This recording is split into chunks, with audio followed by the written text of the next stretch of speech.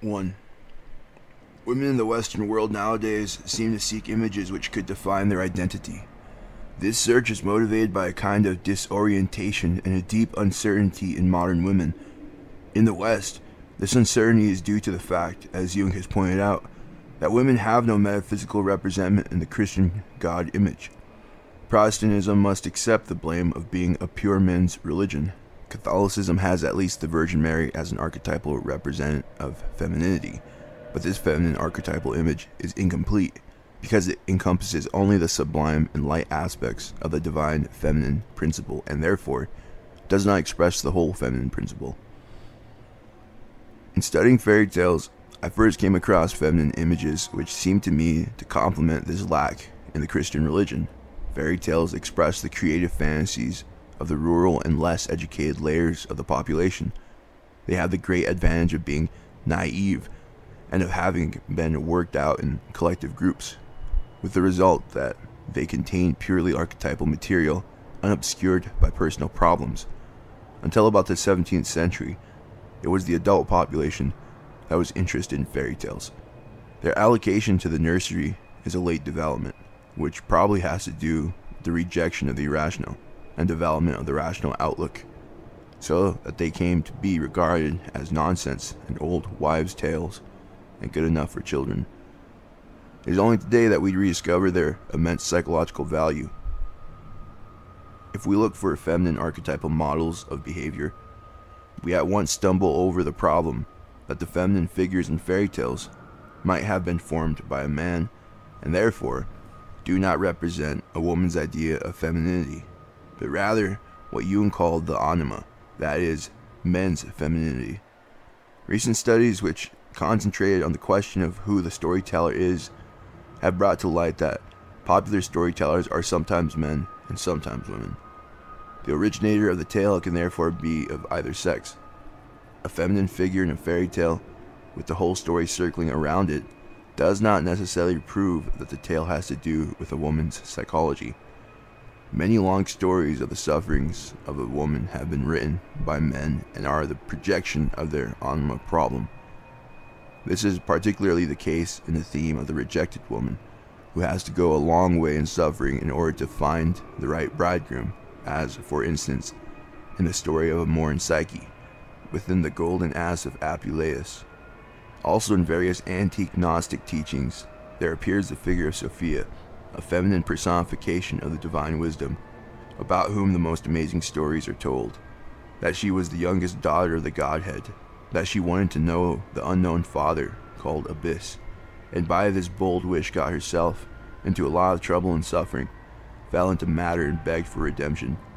This motif of the Sophia lost in matter is not only a theme in late antiquity, it appears also in the idea of the lost Shekinah in the Jewish Kabbalistic tradition. The authors of these religious writings were men. Under such circumstances, we can say that the figure of Sophia represents certain aspects of the man's anima. At other times, however, we could just as well say that the figure represents feminine psychology. The whole problem becomes in one way more, in another less, complicated if we try to concentrate on how the psychology of the feminine and the psychology of the anima are intertwined. The real woman has an effect upon the anima, and the anima upon the real woman. A woman has an educative and transforming influence on the man's eros. A man, especially if very much engaged in mental activities, tends to be a little bit coarse or undifferentiated on the eros side. He comes home tired, reads his newspaper, and then goes to bed, particularly if he's a Swiss. He does not think it necessary to demonstrate any feelings for his wife. He does not see the feminine person and her needs. Here the woman can have a transforming effect, if she can stand for her human rights without anima, and if she has a good relationship with the man she loves. She can tell him things about feminine psychology which will help him to differentiate his feelings.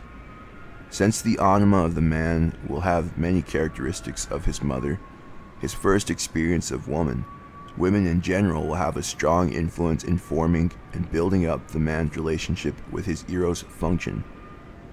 On the other hand, Women are influenced by the man's anima projections. For instance, they behave in a certain way, and then notice that the man reacts in a bewildered or shocked manner, because their behavior does not fit in with his anima image.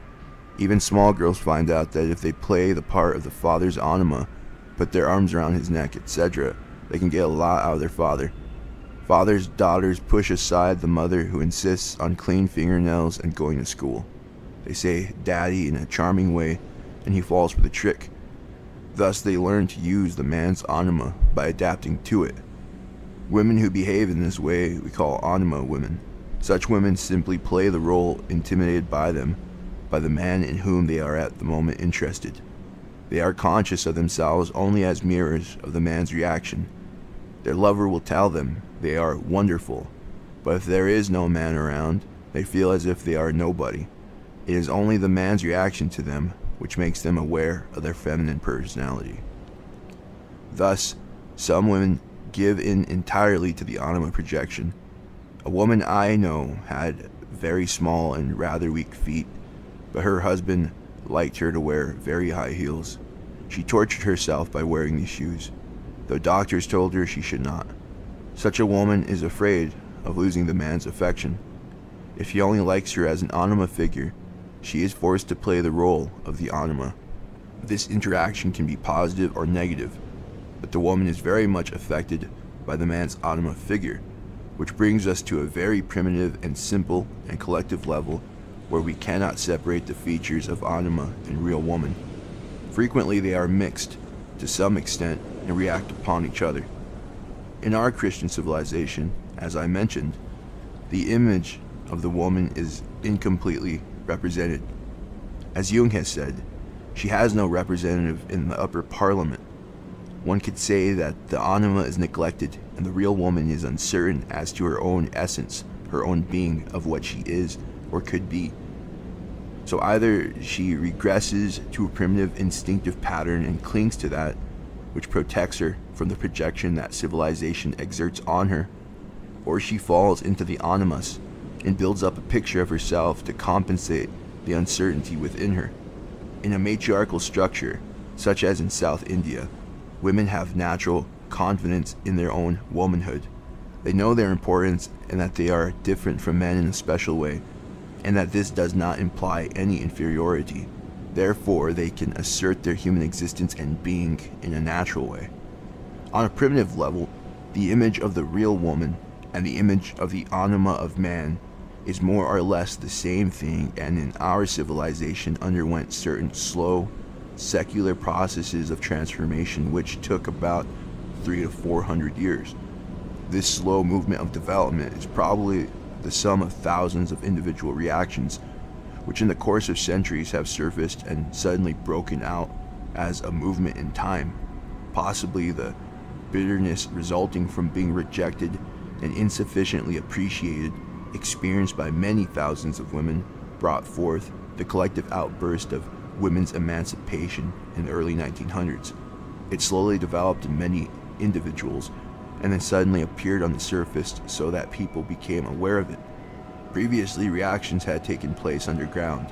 Thus, there are movements which have a psychological background and are the sum of many individual experiences. We have thus to start with a paradox. Feminine figures in fairy tales are neither the pattern of the anima nor of the real woman, but of both, because sometimes it is one and sometimes the other.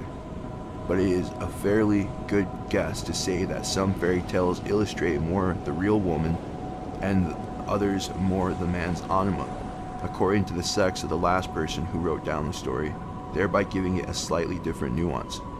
A friend of mine, a school teacher, taught drawing and painting, and gave as a theme for a painting scene out of the fairy tale entitled Faithful John.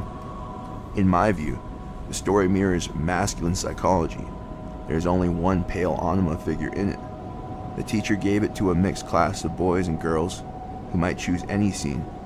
All the children were enthusiastic, and the boys naturally chose heroic and dramatic scenes, while the girls picked on the one feminine figure in the tale, identifying with that as the boys identified with the male figures. so that the pictures gave quite different aspects of the story.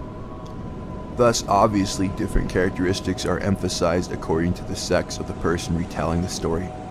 We therefore make the hypothesis that in some fairy tales the feminine formative influence has been greater and in others the male, but one can never be sure whether the woman or the anima is represented.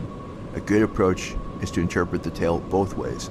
Then it can be seen that some, when interpreted from the feminine angle, give a lot of rich material, but from the man's angle seem not so revealing. Following these impressions, I have selected a few of Grimm's stories which can be interpreted from the feminine angle, but I do not assert that they have nothing to do with the anima problem. As to the figures in the stories, it has been said, wrongly I think, that the myth is the story of the gods and the fairy tale the story of ordinary people, that the heroes and participants in fairy tales are ordinary beings while in myths they are gods and semi-gods. A problem with this theory, however, is that in some fairy tales the names point to gods. For instance, I shall discuss Sleeping Beauty or Briar Rose, in which in many versions the children are called Sun and Moon. Now, the mother of Sun and Moon is not an ordinary human being, so you could say it is a symbol. But if the children are called Sun and Moon, or Day and Dawn, or in other versions, you are away again in the realm of what we normally call the world of the gods. So you cannot build up a theory on the basis of this difference. From a psychological angle, we know that they are archetypal figures and have, in their essence, nothing to do with ordinary human beings and human personalities as we deal with them in human psychology. For this reason, I will assume that there is no difference between fairy tales and myth, but rather that they both deal with archetypal figures. If we really want to get the feeling of what this concept means, we have to ask ourselves how it is possible that people tell each other stories in which, in one case, the figures have the names of gods, whom they worship in their national religion, in their representation collectives, and in other stories the figures do not refer to the representation collectives. The differences lie in the historical reasons which I cannot discuss here. Let us assume that, drawing upon their dreams and waking visions, people are able to project into empty space certain figures of their unconscious and can speak of these figures. I have a case of a very simple woman. She is the daughter of a carpenter and grew up in a primitive country and is very poor. She is a very severe schizophrenic borderline case, if not an actual schizophrenic. She has the most amazing voices, visions, and dreams and archetypal material. Though she had learned to be a hairdresser, she could not carry on because of her many fantasies. So she is a chairwoman, but so quarrelsome and crazy and difficult that she has to clean up empty factories and work when there is nobody else around. She has been thrown out of the borders of human society, but she is a really religious person who might be compared with the German mystic Teresa von Kunderschruth, except that she is so swallowed up by her visions that she cannot function outwardly. She wanted to get into contact with me, but was not able to function for the first 60 minutes of the analytic hour. Her ego complex was too weak. First she had to get the feeling of the place and of me, and she said that one could not talk about such subjects as God right away. I think that is true, for the atmosphere needs intimacy and friendship to be able to share a tremendous secret. So in this special case, I agreed that we would see each other less often, and for that I would give her a whole afternoon. Also, I do not see her in my consulting room. We go to an inn and drink something together, or go elsewhere. She either does not talk or only on foolish subjects for about an hour and a half, which is exhausting. And then generally, I either begin nervously to look at my watch or remark that I have to be back at 7 o'clock to call her back to reality. Then she suddenly starts to talk about her inner experiences, usually with a jump, and very often tells me a dream as though it were real. To strengthen her consciousness, I keep her out of the archetypal world. I say, yes, but it was a dream. And to this she always agrees. She is not too confused to realize that. But then, I notice that she cannot go on, for she is disturbed like an artist when you intrude upon his or her work. If you are artistically inspired and in the full swing of new inspiration, you can be lamed by such an interpretation and lose the thread. The first welling up of a creative idea must not be disturbed. One should never talk about such ideas before they have taken definite shape, for they are as delicate as newborn babies. Creative people are generally very easily disturbed, and I noticed the same thing in this woman, so that usually I kept my comments for the end, at which time I thought I ought to get her more into reality, thereby following the pattern of the fairy tale, where very often a remark that comes at the end kicks you right out of the story, but only at the end. This woman told me the most amazing archetypal stories and treated them as real, and there you have in flagranti an example of the possible origin of the fairy tale. Here, someone tells you a classic literary dramatic story, and at the end he remarks that it was a dream. In such a case, there is complete identity, but in the process of retelling, the story gets changed and personal motifs left out. The remark at the end is likely to run, "The cock crowed, the dawn had come, and my tale is ended. So it is time to wake up. As the cock crows, you must get out of bed," or it might be, "There was a wonderful wedding and a miraculous feast, and I, the fairy tale teller, says, I was in the kitchen, but I got nothing, because the cook gave me a kick in the bottom, and here I am, telling you a story." That is, he flies back into reality. The gypsies say, they married and were happy ever after, but we, poor devils, are so hungry that we are sucking our teeth, and then they start begging for money. So the listeners are reminded that the fairy tale is not about ordinary people. They are quite aware that the participants and events take place in another sphere, which we call the dimension of the unconscious. They feel it to be the other world, and in strong contrast to their conscious reality. In this way, on a primitive level, there is a kind of shifting contact with the unconscious. The scene shifts without definite demarcations, but there is more emphasis on the feeling level. Fairy tales actually tell us about figures of the unconscious of the other world. One could say that in myth, the figures are confused with the gods of religion. They correspond to what Lucien Levi Bruhl calls representations collectives. Fairy tales, on the contrary, migrate and cannot be linked up with a national collective consciousness. They rather contain a tremendous amount of compensatory material and usually contradict or compensate collective conscious ideas. My schizophrenic charwoman sometimes brings dreams full of Christian traditions. God the Father appears and speaks to her, and then what appears corresponds with what she has learned in her Christian education. There is no difficulty in calling one figure the Father and the other the Holy Ghost. Once she had a vision of a beautiful male figure whose voice was heard and who stood beside her on a mountain and said, "You have to paint this green to redeem yourself and mankind." She said that she was not capable of that, and the voice said, "I will help you." She seemed then to have done it somehow and was therefore allowed to come down the mountain. Next, she was at a hotel and waking up. I asked her whose voice it was, and she said it was the Holy Ghost.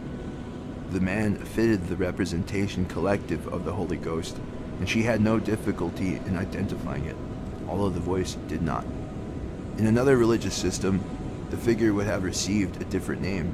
If a figure turns up which is not within the domain of the representations collectives, if there is nothing which fits the figure, you have to say that something appears which seems like so-and-so. You cannot pin it into the collective idea. Supposing there is an experience of a feminine goddess who has all the features of the Earth Mother, but is as sexually extravagant as Balbo was in Grecian times.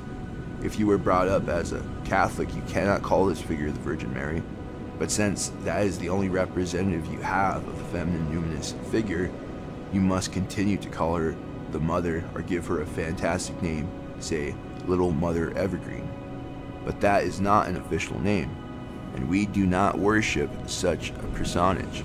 In this way, fairy tales are to a great extent built up by inner experiences which do not quite fit the representations collectives.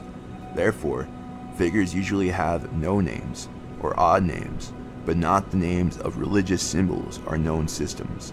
They give us more information about what is going on in the compensatory function of the unconscious than myths do. When does the collective side want to express, which is not expressed in the representations collectives? We get valuable information on this point. Fairy tales also take official names and tell abominable stories about religious personages. In one country, a number are told about the Lord Jesus, who behaves outrageously, going about with Saint Peter, whom he tricks into getting the beating from an innkeeper, for Saint Peter has always been naive and is naturally the fitting person to get the beating.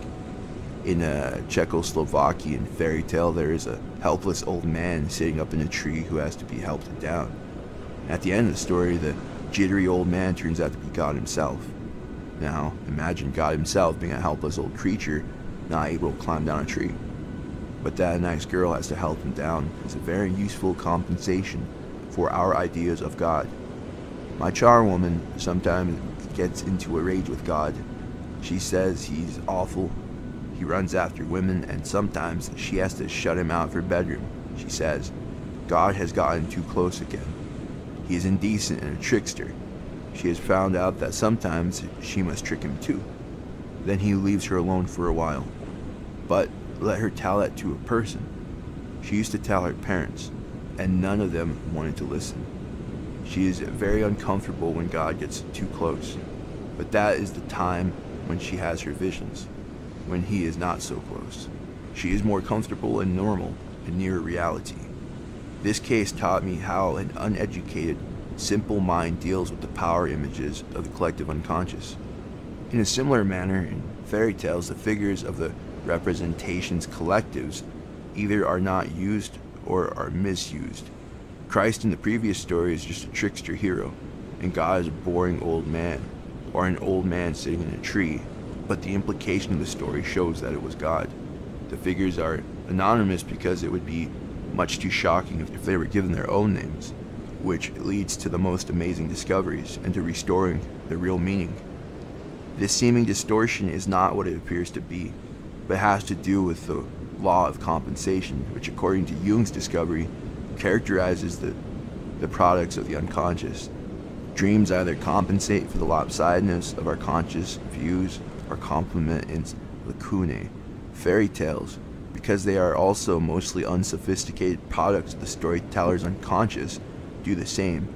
Like dreams, they help to keep our conscious attitude in a healthy balance and have therefore a healing function.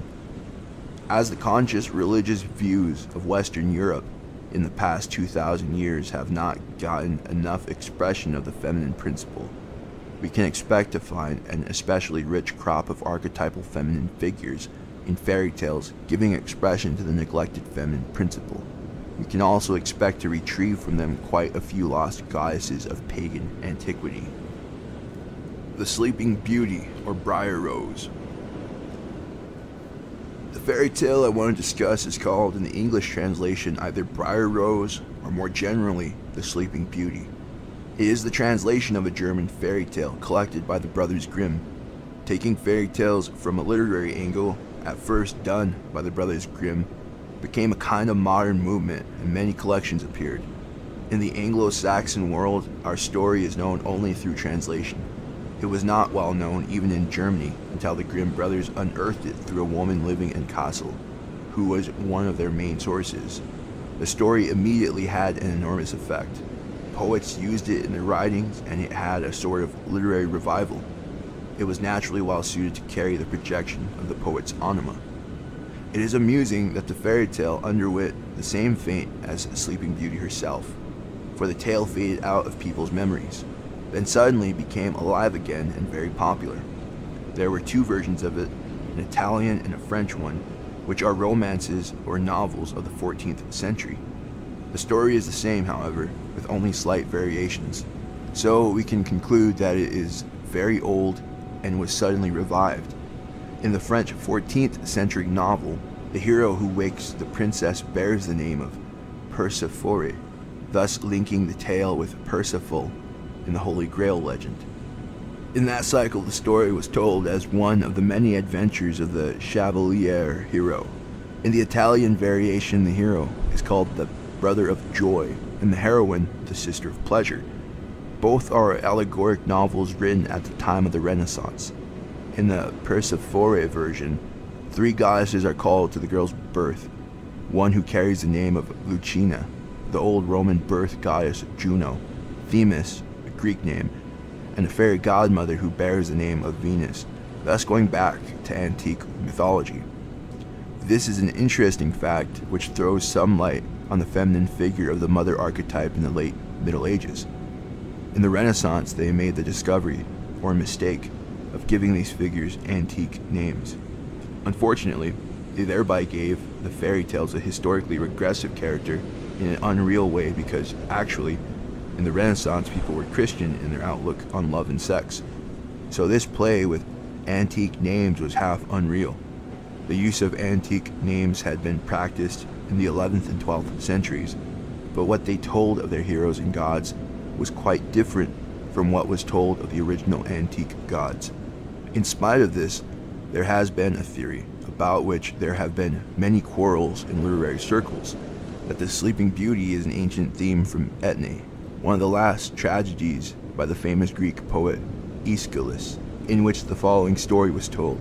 Thalia, one of the goddesses of charm, a daughter of the smith god Hephaestus, was one of the many women whom Zeus loved and who was persecuted by the jealousy of Hera. Zeus hid Thalia in the bowels of the earth until she gave birth to 2 boys, who were called Palikis. It has been thought that this idea of a girl disappeared from the surface of reality, and then reappearing at a certain time represented an earlier version of our Sleeping Beauty. In the Italian version of Sleeping Beauty, the heroine is actually called Thalia, which gives evidence for this theory. I think this is far-fetched, however, and could also be explained by archetypal kinship.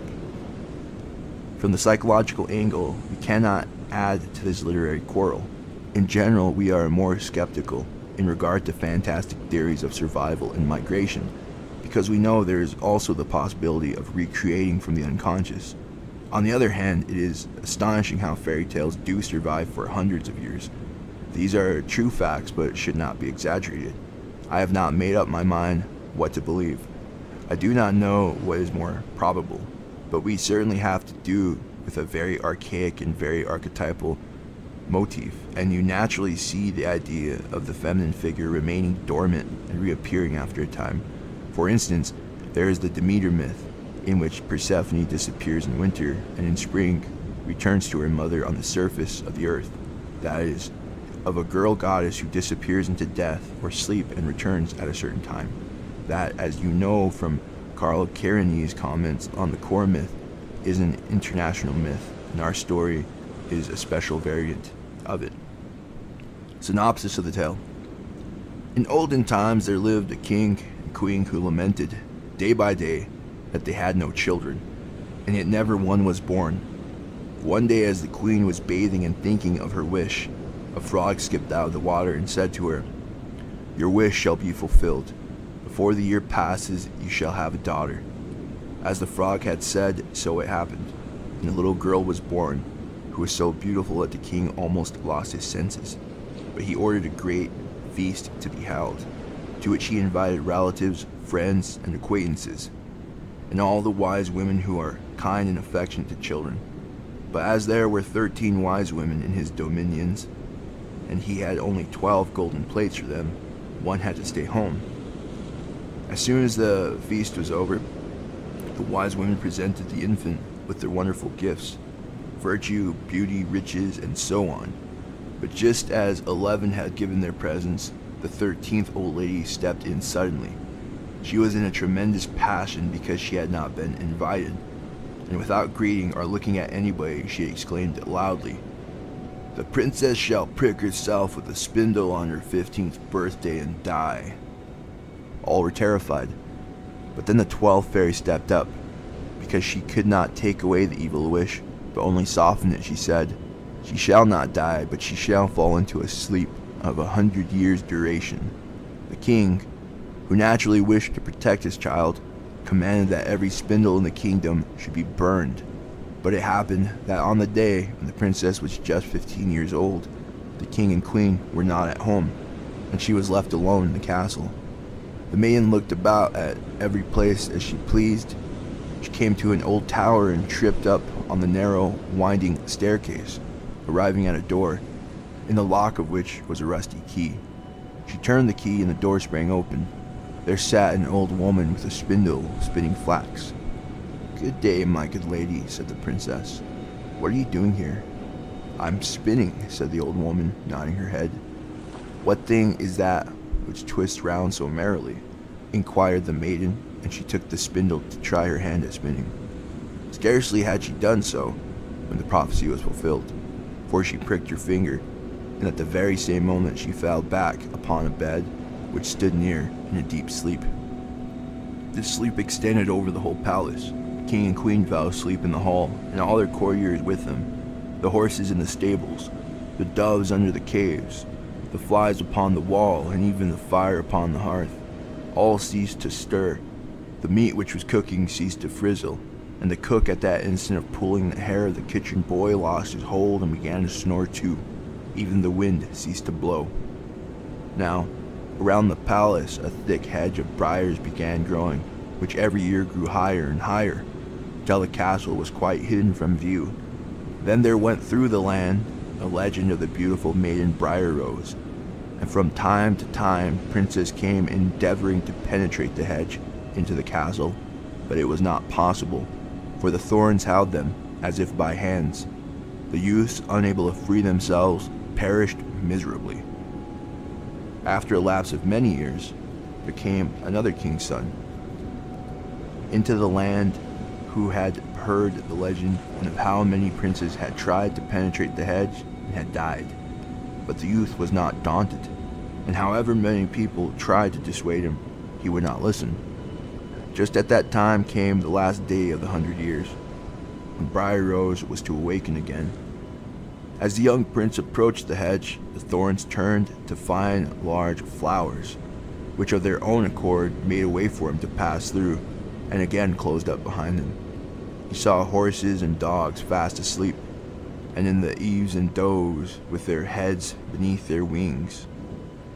The flies were asleep upon the wall. The cook still stood with his hand on the hair of the kitchen boy, the maid at the board with the unplucked fowl in her hand. The courtiers were asleep, and so were the king and queen. At last he came to the tower and opened the door of the little room where slept little Briar Rose. He bent over and kissed her. Just as he did so, she opened her eyes and greeted him with a smile. They went downstairs together. The king and queen with the whole court awoke, and all stared at each other in wonder. The horses in the stables shook themselves. The dogs wagged their tails. The doves flew away. The flies began to crawl. The fire to burn brightly and cook the meat. The meat began to frizzle. The cook gave his lad a box upon the ear, which made him cry out, and the maid began to pluck the fowl furiously. The whole place was once more in motion. By and by, the wedding of the prince with Briar Rose was celebrated with great splendor, and to the end of their lives they lived happy and contented. Parallel stories show certain variation. The general motif always is that a certain number of fairy godmothers appear, and one is furious because there is no golden plate for her. But the number varies, sometimes between 7 and 8, sometimes between 2 and 3. According to Grimm, 7 were invited and the 8th was left out, but also in Grimm it is said later that 6 were asked and the 7th omitted. There is uncertainty here, which should be noticed to prevent any hard and fast theories. A certain number appear, but one is left out, either because she has retired to a tower and has been forgotten, or because there were not enough golden plates or goblets, and, being female, she turns up infuriated and curses the child, usually with the death curse, which is then softened by a benevolent fairy godmother.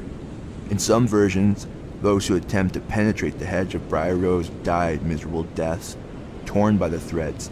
In other versions, they are caught in the hedge and fall asleep. It's a kind of infection of sleep. In another version, a prince comes who has made up his mind to free the beautiful girl, and the hedge of thorns becomes a hedge of roses, which opens before him and closes after him. According to a typical German version, he is merely the lucky one that comes on the day when the 100 years expires, so there is no question of merit. According to other versions, he heroically fights his way, and then the charm is over, and everybody wakes up again. The cook gives the slap, and the whole court awakens and returns to life. The two marry and are happy ever after. This is a rather quick solution for a fairy tale. Usually there are complications and difficulties afterwards. A Russian, French, and Catalonian version is that the princess comes to the sleeping beauty and sleeps with her without waking her. She then gives birth to 2 children and has to find the father later. Another type of variation in the French story is that the prince has redeemed the sleeping beauty, but does not tell the story in his kingdom, where they do not know that he has married and has a child. Only after the death of his father does he take his bride home, where his mother tries to kill her and the child. There is a typical fairy tale motif of the destructive mother-in-law who tries to destroy mother and child. Then the cook or the hunter saves them, and when the evil mother-in-law is punished, the couple reunite happily. These variations are probably written with the feeling that the original tale was too simple, that things could not be as simple as all that.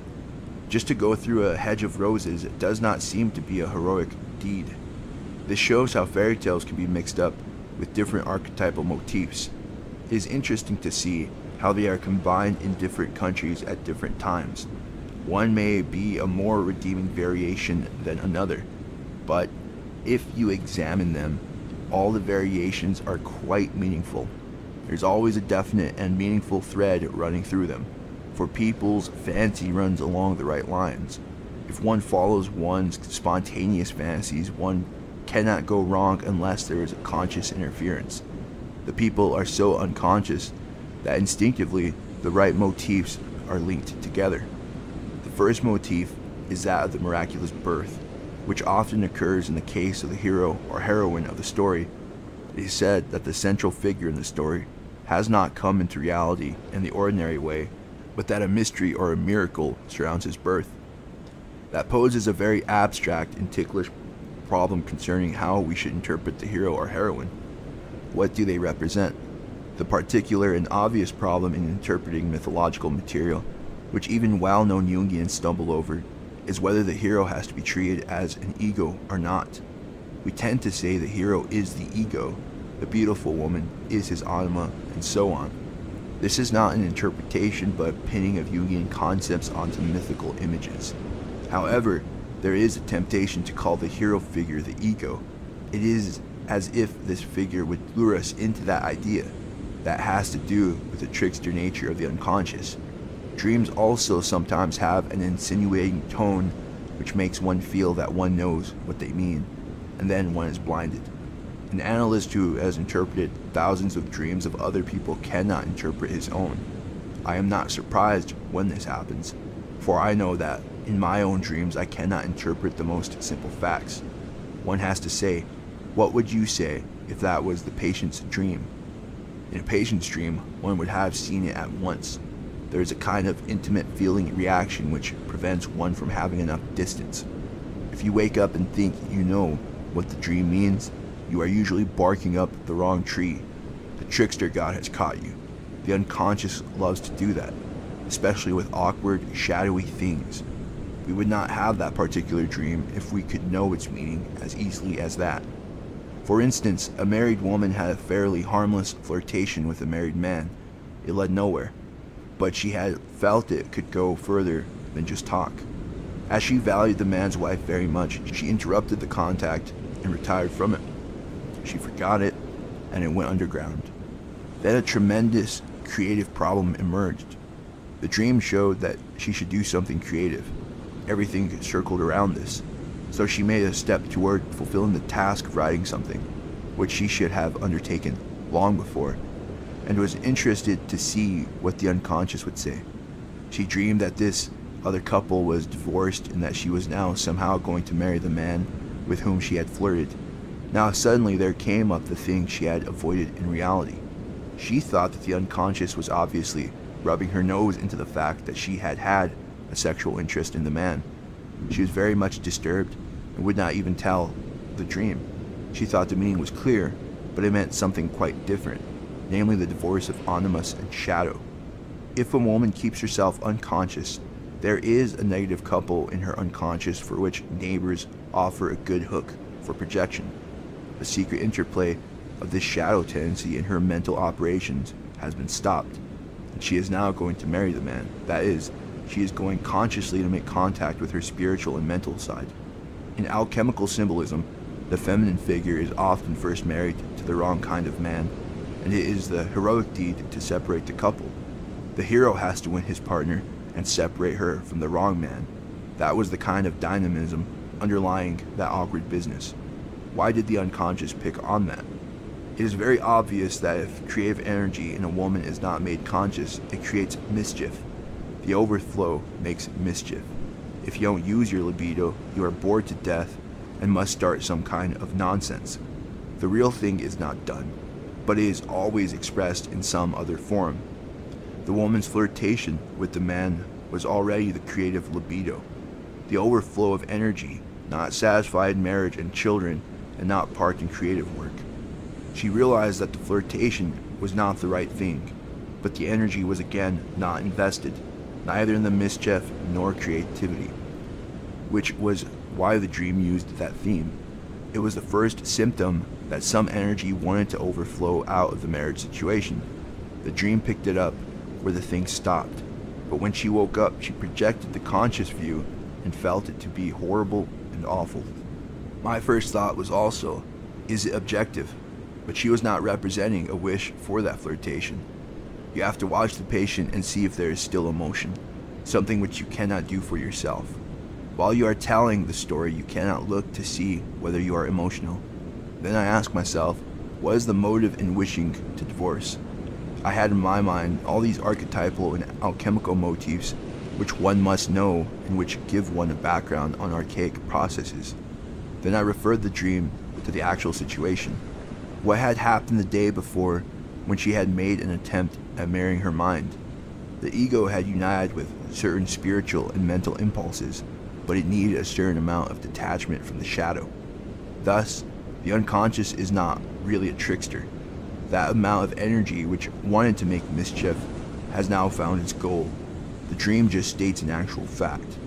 Although unconsciousness, with its morality and prejudices, experiences it as if something awkward was insinuated.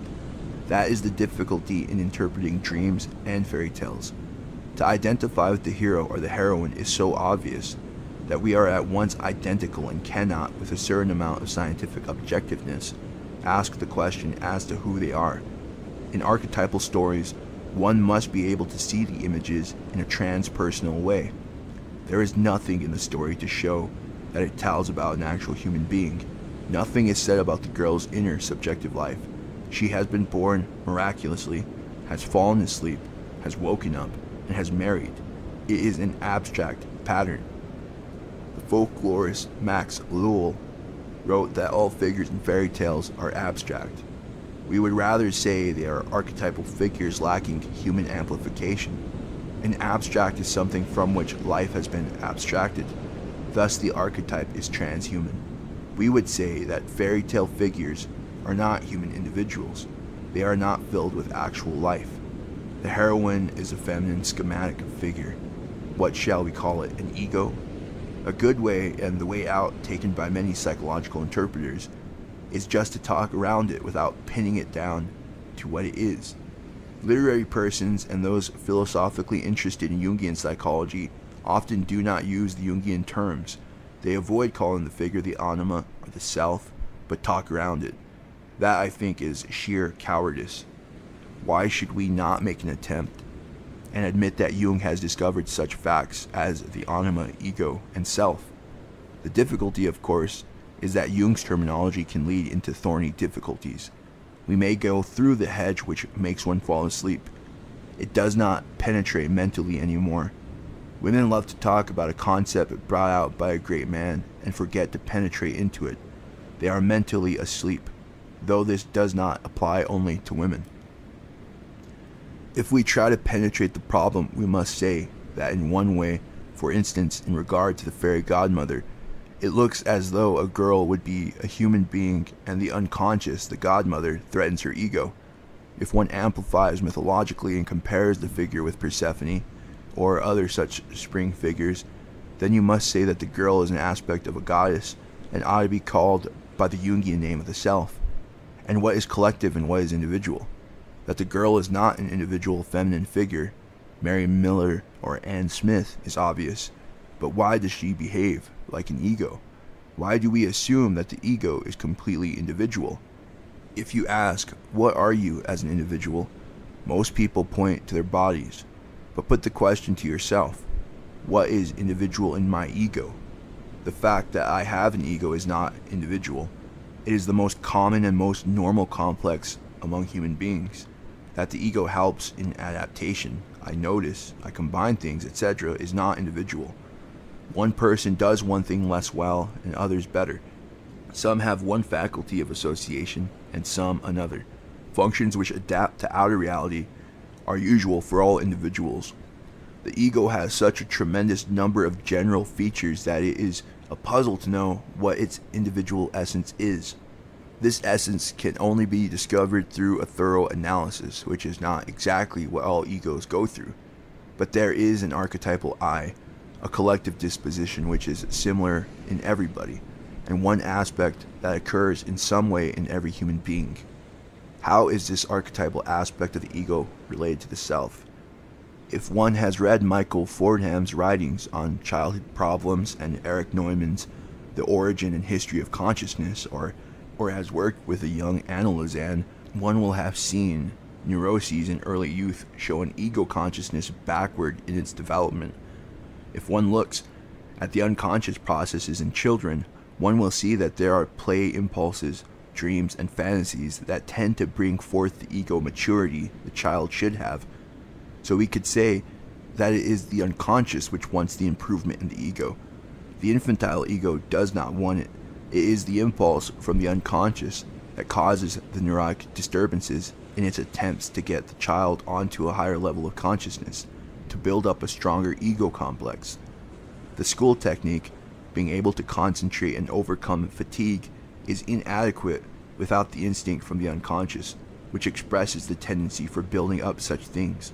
Therefore, the urge is a general human disposition, i.e., archetype, which comes forth from the self. Fordham discusses the dream symbolism in early childhood as a tendency to build up a stronger ego consciousness, a completely different role from that of the second half of life. Young people in the bisexual phase of puberty sometimes develop a crush on an older person of the same sex. If one analyzes them, the unconscious seems to support this admiration and initiation, this clinging to a person of the same sex. Looked at superficially, one might interpret this figure in dreams either as indicating a homosexual tendency or as a symbol of the self, for the older brother or uncle figure appears with magic qualities as the saving factor or teacher. He is a projection of the self. The natural reaction of the young admirer is that he would like to be like the object of his admiration, so the figure functions as a model of a more adult way of existence or behavior. It is a projection of the self. As long as the ego complex is weak, this projection functions as a model to be copied and followed. It assists in building up a more adult ego complex. If you take all these practical facts into consideration, you can say that the ego has an archetypal foundation, and that it is the self which builds up the ego complex. It is this aspect that is meant by the hero or heroine of a fairy tale, the archetypal foundation of the individuated ego, or the pattern of an ego which functions in harmony with the self.